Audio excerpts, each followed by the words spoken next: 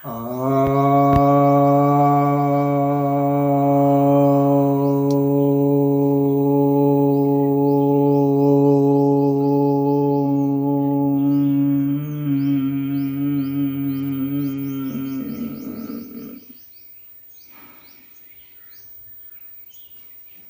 भक्तजनों को सप्रेम नमन। भक्तों, आज आपकी एक जिज्ञासा का समाधान लेकर आया हूँ। एक जिज्ञासा आई है कि क्या समुद्री यात्रा के लिए सनातन धर्म में मना किया गया था, यानी सनातन धर्म के किसी शास्त्र में मना किया गया है कि समुद्री यात्रा नहीं करनी चाहिए।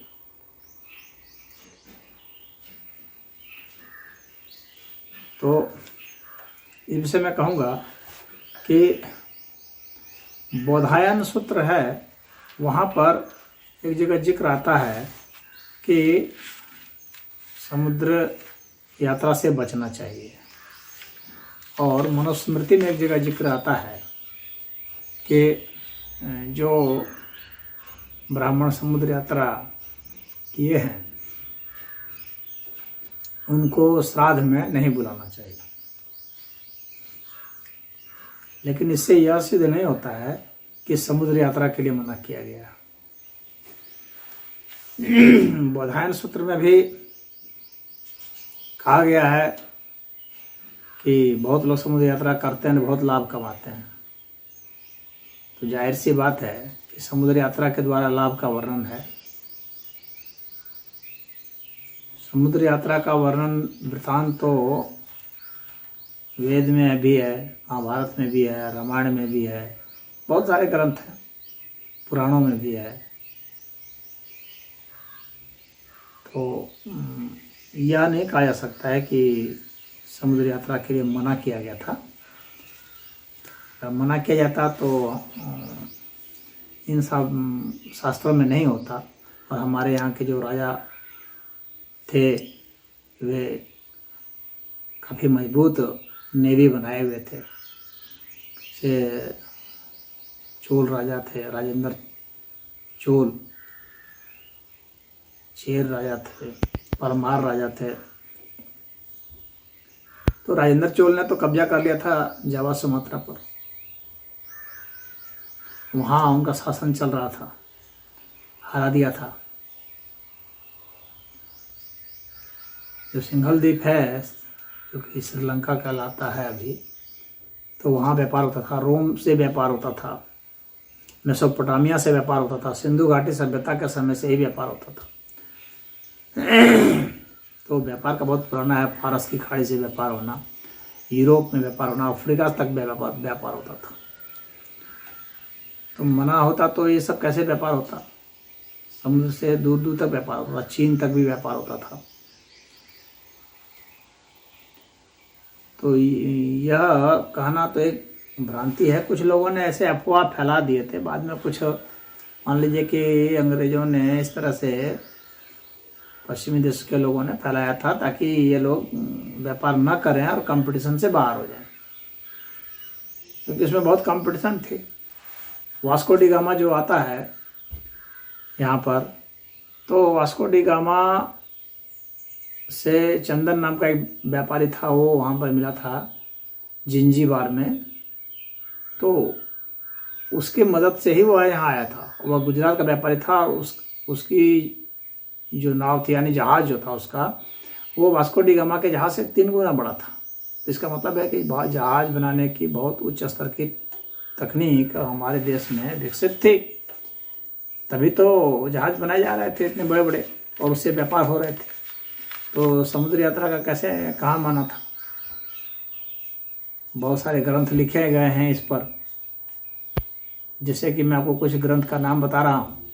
विवेक सिंधु है, और जो नारायण भट्ट की है, और बृहत समुद्र जो व्यवहार है वह बृहस्पति ऋषि की है, और है उद्योग प्रदीप, विख्यात उद्योग प्रदीप रविकल्प की, समुद्र विज्ञान वराह मिहिर की, और कौटिल्य ने यानी चाणक्य ने भी अपने अर्थशास्त्र में इसका जिक्र किया हुआ है।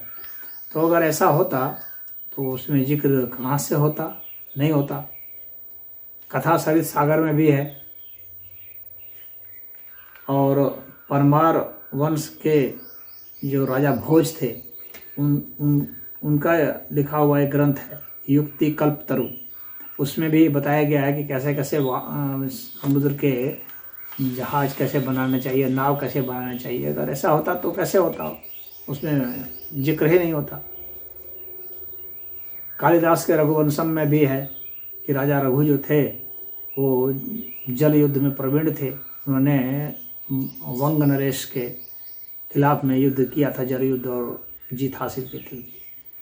उसी तरह से श्री हर्ष की जो रत्नावली है उसमें भी जिक्र है। सिंघलेश्वर विक्रम बाहु की एक कन्या है जो जहाज से डूब जाती है और समुद्र में डूबती है, तो वहाँ कौशाम्बी के व्यापारी होते हैं, वे उसको बचाते हैं। दंडी कवि जो बहुत नामी कवि रहे हैं, उनके 10 कुमार चरित्र उनकी जो रचना है, तो उसमें भी जिक्र है कि काल यवन के जो में टापू में जा कर के रत्नभाव जो है वो जा कर के वहाँ बसा था। भगवान श्री कृष्ण का तो जान ही रहे हैं, वो तो द्वारिका में रहते थे जो टापू से घिरा हुआ था, तो जहाज से ही और नाव से ही वहाँ आना जाना होता था, और उनकी अपनी सेना थी। तो उसका वर्णन है, विशद वर्णन है, पुराणों में भी बहुत पुराणों में इसका वर्णन मिलता है। बौद्धों के शास्त्र में भी विनय पिटक है, त्रिपिटक में एक पिटक आता है विनय पिटक, और विनय पिटक में भी एक व्यापारी का नाम पूर्व नामक एक व्यापारी है, उसका वर्णन है, जो कि हिंदू व्यापारी था और 6 बार यात्रा किया था। 7वीं बार जब यात्रा किया तो उसको श्रावस्ती के कुछ बौद्धों ने बौद्ध धर्म में प्रवृत्त कर दिया था, तो उसका जिक्र है। महाभारत में भी आप देखेंगे तो जिक्र है इसका। इसमें सहदेव जो हैं वो जाते हैं और सहदेव कई राजाओं को, जो समुद्र से गुजर के जिन राजाओं के यहाँ जाना पड़ता है, उनको जा कर के वो हराते हैं। सागर द्वीप जाते हैं, जो मलेच्छ नरेश हैं, निषाद और कर्ण जाति के लोग होते हैं, उनको वे हराते हैं। ताम्रद्वीप के राजा को भी हराते हैं। तो यह तो वर्णन है। याज्ञवल्क स्मृति है, उसमें भी वर्णन है कि किस तरह से समुद्र से यात्रा करके लोग जो है वो बहुत ही धन कमा रहे हैं। कई है जिक्र, रामायण में जिक्र है, जबकि सुग्रीव जो है वानरों को समझा रहे होते हैं, तो उसमें वे नाम लेते हैं जावा सुमात्रा का, जिसको यवदीपम कहा जाता है। यत्नवंतो यवदीपम सप्त राज्योपशोभितम स्वर्ण रूप्यक दीपम स्वर्णकर मंडितम ततो रक्त जलम भीमम लोहितम नाम सागरम। तो यहाँ पर ये है, ये लोहितम जो है ना, ये रेड सी का जिक्र है। यवद्वीप है जावा सुमात्रा का है।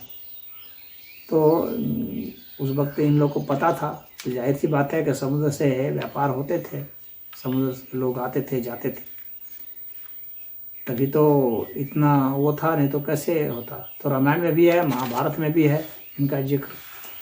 और आपको जो है उसमें वेद में भी मिल जाएगा। ऋग्वेद में इसका जिक्र आता है। आपको मैं ऋग्वेद का आपको पढ़ करके ही सुना देता हूँ। ऋग्वेद के प्रथम मंडल में ही है, ऋग्वेद के प्रथम मंडल में है, 25वां सूक्त और 7वां मंत्र है। वेदायो वीणा पदमंतरिक्षेण पतताम वेदनाव समुद्रियः। यानी ईश्वर ने वेदों में अंतरिक्ष, भू और समुद्र में आने जाने वाले यानों की विद्या का उपदेश किया है। तो वेद में इसका जिक्र आता है, तो इससे स्पष्ट हो गया कि वहाँ वर्णन है। और भी वेद में बहुत जगह 5 जगह आया है जिक्र इसका।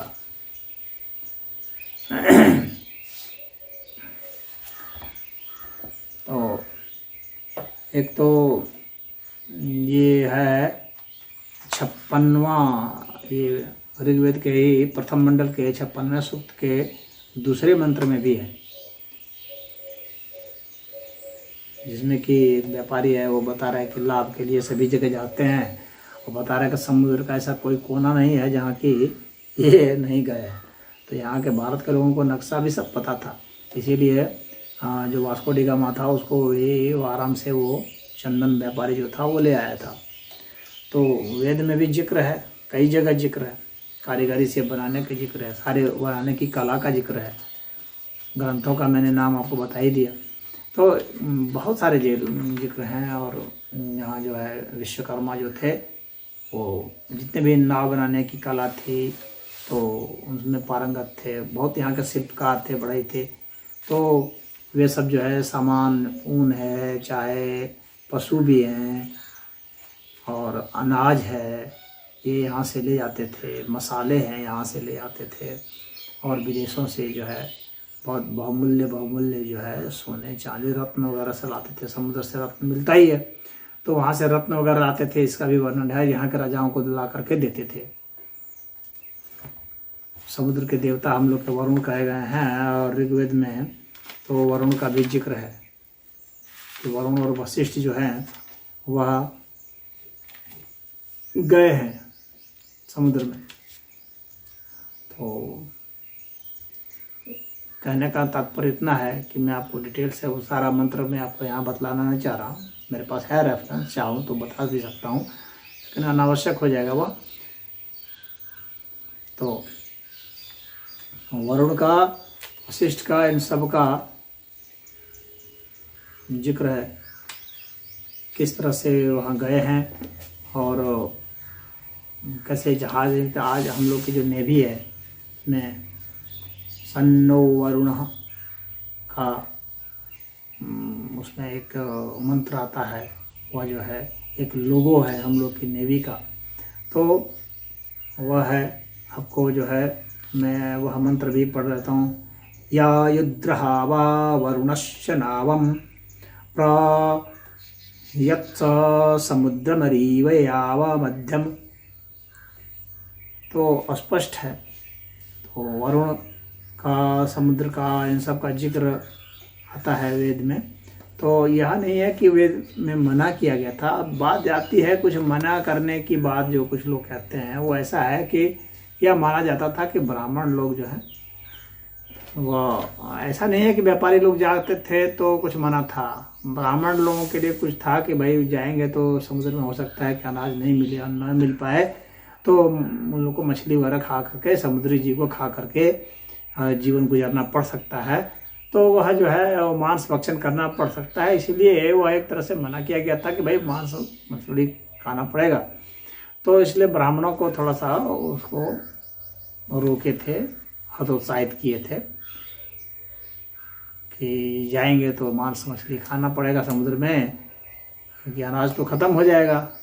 अनाज लेके जाएंगे, कितना लेके जाएंगे, और वहाँ के समुद्र में जो है वो समुद्र के जीव को मार करके खा भी रहे हैं और जा भी रहे हैं, यात्रा भी कर रहे हैं, लंबी यात्रा होती थी।